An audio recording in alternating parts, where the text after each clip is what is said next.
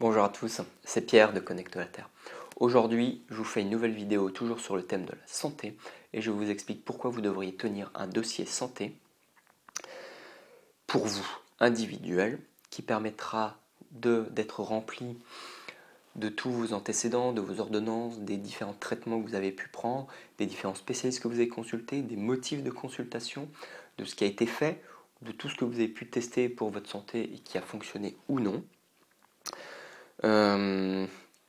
Histoire de tenir une chronologie et de devenir indépendant vis-à-vis de vos médecins si vous arrive un problème et que vous avez besoin de répondre à certaines questions. Donc, que mettre? Alors, pourquoi cette idée de tenir un dossier santé? Eh bien, je me souviens d'un patient ou d'une patiente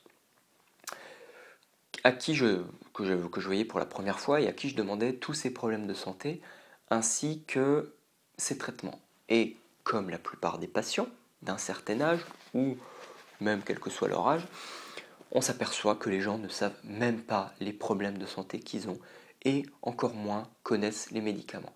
Si on leur demande les médicaments qu'ils prennent, ils vont vous répondre le comprimé blanc, le comprimé rouge et bleu, le comprimé jaune, celui avec le gros avec le trait au milieu, ouais, c'est écrit 10 dessus.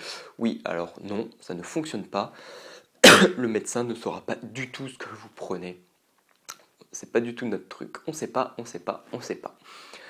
Donc, le meilleur moyen, c'est de garder une ordonnance, une copie de l'ordonnance, avec la liste de tous vos problèmes de santé dans votre portefeuille. Déjà, vous les gardez dans votre dossier santé, mais aussi vous les gardez dans votre portefeuille ou toujours sur vous. Pourquoi? Parce que si vous avez besoin d'aller consulter un thérapeute non médecin ou un médecin à quelques endroits lors d'un déplacement, ou quand votre médecin n'est pas là, ou si vous avez un accident, ou si vous atterrissez aux urgences, et qu'il est 1h du matin, je peux vous dire que votre médecin traitant ne répondra pas du tout à l'heure là. Et d'ailleurs, ce patient dont je vous parlais, lui, je lui dis, mais vous savez quand même que c'est important de savoir ce que vous prenez et les problèmes de santé que vous avez. Je lui dis, comment vous faites si vous atterrissez aux urgences au milieu de la nuit?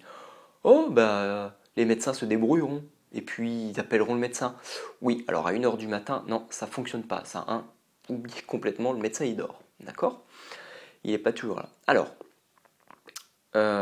donc, toujours garder une ordonnance sur vous, au moins la dernière ordonnance récente que vous avez, pour savoir ce que vous prenez, ainsi que la liste de vos problèmes médicaux. Si vous êtes incapable de savoir ce que vous prenez, demandez à votre médecin traitant. Il vous aidera, il vous dira, il vous l'écrira. Voilà. Donc la liste de vos traitements avec la liste de vos antécédents.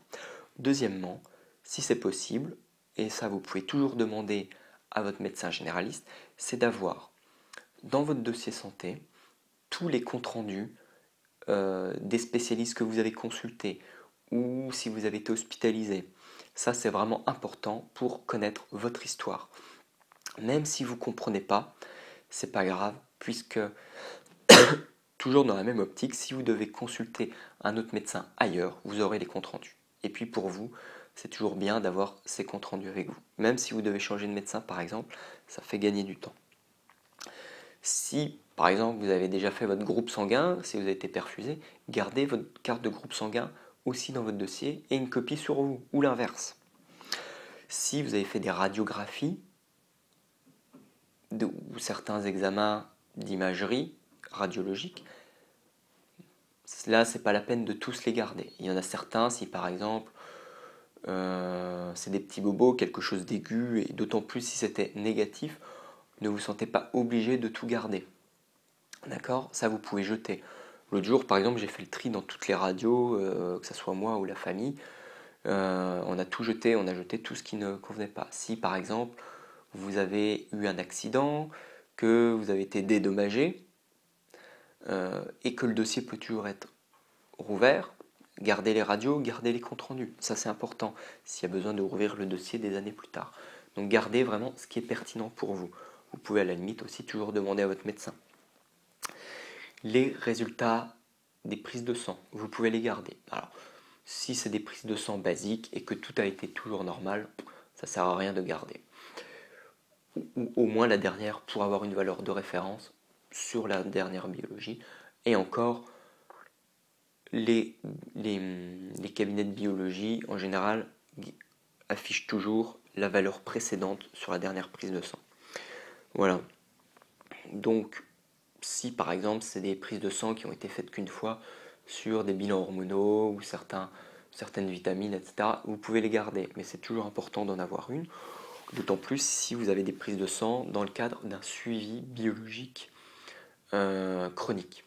D'accord ? Notez aussi dans un cahier, dans ce que vous voulez, sur une feuille, tous les médecins que vous avez pu consulter. Par exemple, vous avez consulté votre médecin généraliste pour tel motif tous les mois. Vous avez consulté un ORL, un cardiologue, un gynécologue, ou vous avez vu un naturopathe, un médecin chinois, un acupuncteur, un homéopathe, qui que ce soit, notez-le. Notez le motif pour lequel vous y avez été, les ordonnances qu'on vous a données, ou en tout cas les traitements qu'on vous a fait sur place. Notez combien de temps vous avez suivi cela. Est-ce que vous avez eu des résultats positifs ou négatifs? Est-ce qu'il y a pu avoir des effets secondaires? Vraiment important. Voilà, notez aussi, alors je vais vous parler d'ordonnance, notez si vous avez pu prendre des compléments alimentaires ou donc traitement allopathique ou traitement homéopathique ou traitement par des compléments alimentaires. Notez toujours, notez les dates, etc. Voilà, faites-vous une petite chronologie, notez ce qui est pertinent. Faites ça un peu comme un cahier à remplir au fur et à mesure de votre vie, un peu comme un journal intime de votre santé, votre dossier papier. Voilà. Si vous avez fait des changements dans votre alimentation, par exemple, notez-les. Notez quand vous les avez faits, pourquoi vous les avez faits, est-ce que ça a changé quelque chose, etc. Donc, je pense que faire un dossier santé peut être vraiment très intéressant, puisqu'au cours de sa vie, on a fait des choses et on les oublie souvent. Mais si ça peut vous aider à vous remémorer, à faire un suivi personnel. Par exemple, il y a 10 ans, vous aviez tel symptôme, et puis maintenant, vous apercevez que vous ne l'avez pas du tout. Ou l'inverse, vous n'aviez pas ce problème-là, et 5 ans après, vous avez ce symptôme qui est apparu. Quand est-ce que ce symptôme est apparu aussi? Est-ce que vous pensez que c'est lié à tel facteur déclenchant ou pas? Est-ce que c'est quelque chose qui revient souvent?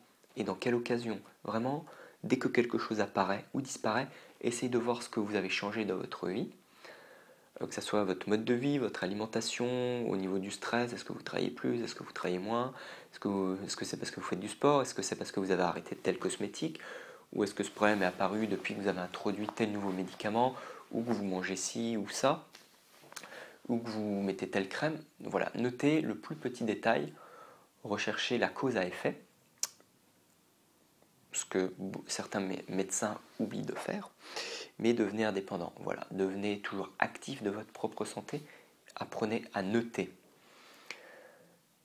Voilà, je vous dis à bientôt, on se retrouve dans une nouvelle vidéo. Vous pouvez toujours mettre un petit commentaire sur Facebook ou sur ma chaîne YouTube, ça me fera très plaisir, et abonnez-vous en dessous. Voilà, je vous dis à tout bientôt, ciao!